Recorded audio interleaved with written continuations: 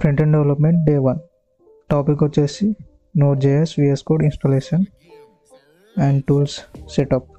Installation చేసే ముందు మీకు కావాల్సింది ల్యాప్టాప్ స్పెసిఫికేషన్స్ వచ్చేసి విండోస్ 8+ ఉండాలి. అండ్ మ్యాక్ ఆర్ లినక్స్ వాడే వాళ్ళు కూడా లేటెస్ట్ వర్షన్స్ అండ్ జనరేషన్స్ అనేవి ఉండాలి. కంపల్సరీ వచ్చేసి 4GB RAM and 500GB SSD ఉండాలి.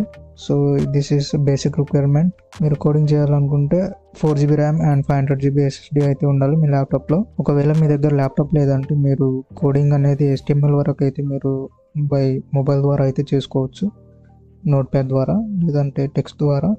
దాని తర్వాత మీరు అయితే కంపల్సరీ ల్యాప్టాప్ అనేది యూజ్ చేయాల్సి ఉంటుంది. సో మీకు దగ్గర సెకండ్ హ్యాండ్ ల్యాప్టాప్ ఏదైనా ఉంటే పర్చేస్ చేసుకోండి. సో మీరు ఈజీగా కోడింగ్ అయితే స్టార్ట్ చేయవచ్చు with 4GB RAM and 500GB SSD అయితే కంపల్సరీ.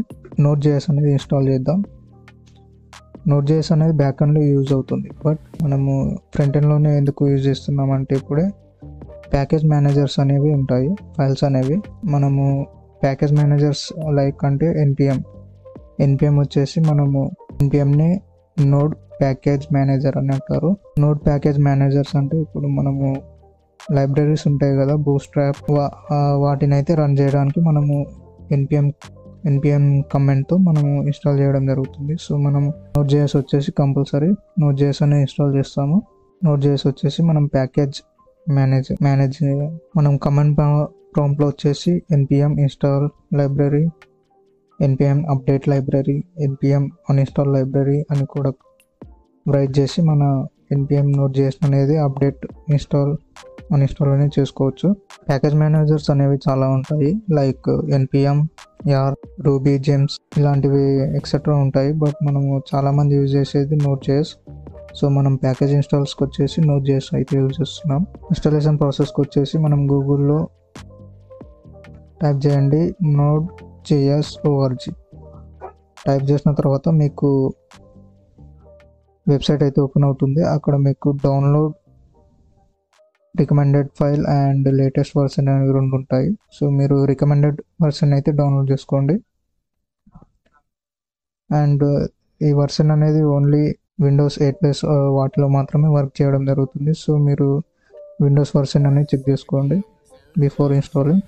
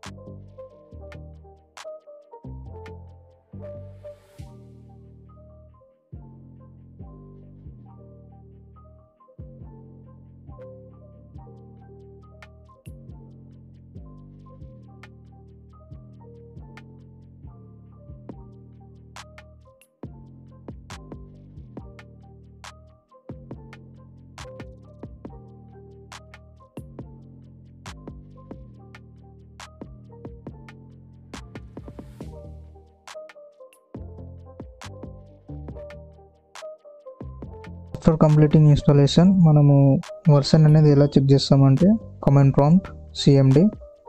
మనం విండోస్ +R ప్రెస్ చేసిన తర్వాత అక్కడ CMD అయితే టైప్ చేయండి. టైప్ చేసిన తర్వాత ఇలా వస్తుంది. అక్కడ మీరు టైప్ చేయండి node -v ఎంటర్ చేయండి. అక్కడ మీకు Node.js లేటెస్ట్ వర్షన్ అనేది వచ్చేస్తుంది. అలాగే NPM -v కొట్టినట్టయితే మీకు లేటెస్ట్ వర్షన్స్ అనేవి ఏదైతే ఇన్స్టాల్ చేస్తారో అవన్నీ చూపించడం జరుగుతుంది. మన Node.js అనేది సెటప్ అయిపోయిన తర్వాత ఇప్పుడు VS Code అని ఇన్స్టాల్ చేద్దాం.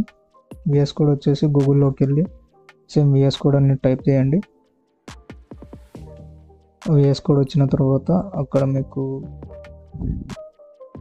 VS Code అనేది డౌన్లోడ్ చేసుకోండి. డౌన్లోడ్ చేసి సేమ్ ఆల్రెడీ నేను ఇన్స్టాల్ చేశాను కాబట్టి మీరు డౌన్లోడ్ చేసి ఇన్స్టాల్ చేసుకోండి. నెక్స్ట్ కొట్టేసి ఈజీగానే ఉంటుంది. సో VS Code ఇన్స్టాల్ చేసుకోండి. ఇన్స్టాల్ చేసుకున్న తర్వాత VS Code ఓపెన్ చేయండి. ఓపెన్ చేసిన తర్వాత మీకు ఫార్మాట్ అయితే ఇలా ఉంటుంది. విఎస్ కోడ్ వచ్చేసి మనము విఎస్ కోడ్లో బిల్డ్ చేయొచ్చు, డిబగ్ చేయొచ్చు అండ్ టెస్ట్ చేయొచ్చు, డిప్లాయ్ కూడా చేయొచ్చు. బిల్డ్ అంటే మనము వెబ్సైట్ అనేది బిల్డ్ చేయొచ్చు, డిబగ్ అనేది టెస్ట్ చేయొచ్చు, అలాగే డిప్లాయ్ కూడా చేయొచ్చు, కోడ్ రన్ అవుతుందో లేదా. అండ్ వీటన్నిటికీ మనం ఒకటే టూల్ అయితే యూజ్ చేస్తున్నాం, విఎస్ కోడ్ వచ్చేసి అన్నిటికీ యూజ్ అవుతుంది. కానీ మనం విఎస్ కోడ్లో మనం ఏదైతే లాంగ్వేజ్ యూజ్ చేస్తున్నామో వాటికి అనుగుణంగా మనం అయితే సెటప్ చేసుకోవాల్సి ఉంటుంది. విఎస్ కోడ్ ఇన్స్టాల్ చేసుకున్న తర్వాత మీకు ఇక్కడ పక్కన ఐకాన్ కనిపిస్తుంటుంది, దాన్ని అయితే క్లిక్ చేయండి. క్లిక్ చేసిన తర్వాత ఎక్స్టెన్షన్స్ అనేవి ఇన్స్టాల్ చేద్దాం మనము. ఫస్ట్ వన్ వచ్చేసి లైవ్ సర్వర్. ఈ లైవ్ సర్వర్ అనేది మన కోడ్ని రైట్ చేసిన కోడ్ అనేది మనకు అనదర్ బ్రౌజర్లో ఎలా అయితే చూపిస్తుంది అవుట్పుట్ చూపించడానికి లైవ్ సర్వర్ అనేది ఇన్స్టాల్ చేస్తాము. సో లైవ్ సర్వర్ అనేది ఇన్స్టాల్ చేసుకోండి. అండ్ సెకండ్ వన్ వచ్చేసి VS code icons. VS code icons వచ్చేసి మనము HTML ఫైల్స్, CSS ఫైల్స్ ఉంటాయి కదా, వాటికి లోగోస్ అనేవి రావడం జరుగుతుంది, దాన్ని విఎస్ కోడ్ ఐకాన్స్ అంటాము. థర్డ్ వన్ వచ్చేసి intelligence for CSS class name. దీన్ని కూడా ఇన్స్టాల్ చేసుకోండి. దీనివల్ల మీరు కోడ్ అనేది రాసేటప్పుడు బాయిలర్ టెంప్లెట్ అనేది వచ్చేస్తుంది. ఫోర్త్ వన్ వచ్చేసి లైవ్ ప్రివ్యూ. ఇది కూడా ఇన్స్టాల్ చేసుకోండి. లాస్ట్లో నోట్ వచ్చేసి మీకు